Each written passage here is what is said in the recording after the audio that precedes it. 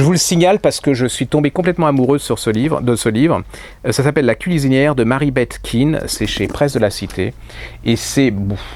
Personne ne lit ça, vous avez vu la couverture, la cuisinière, ça fait... En plus, écrit comme ça, on dirait que c'est un truc d'amour, enfin... En fait, c'est une histoire vraie, c'est un roman tiré d'une histoire vraie. C'est la découverte aux États-Unis de la première... On ne connaissait pas, vous savez, les porteuses seins.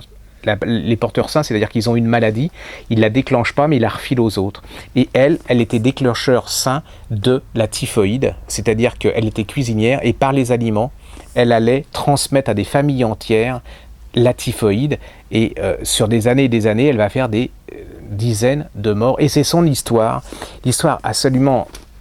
C'est dramatique, c'est-à-dire que cette femme, on vient l'arrêter parce qu'il y a un chercheur qui découvre en se disant mais qu'est-ce qui se passe, pourquoi c'est... Et il découvre que le seul point commun de tous les morts, parce que ce sont des gens très très riches, donc ils veulent savoir, et ils commencent à...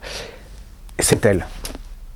Et il va découvrir mais alors ils vont l'enfermer, c'est-à-dire que pour elle, elle n'est pas malade, donc c'est une horreur, quoi. Ils vont pas être psychologue, c'est-à-dire il y a l'arrogance des médecins, il y a, voilà, on a la vérité, tout en sachant, et tout le monde doute parce que personne ne connaissait cette histoire. On va la mettre à Manhattan dans une île avec les tuberculeux. Pendant des années et des années, elle va être isolée. C'est son combat pour sortir de là. C'est extraordinaire. C'est-à-dire que c'est à la fois un polar, c'est à la fois un roman scientifique, c'est intelligent, ça va vous apprendre plein de choses. On y reviendra parce que c'est exceptionnel. Ça s'appelle Les Presses de la Cité, ça s'appelle La cuisinière de Mary-Beth Keane. C'est une merveille de chez Verpeil.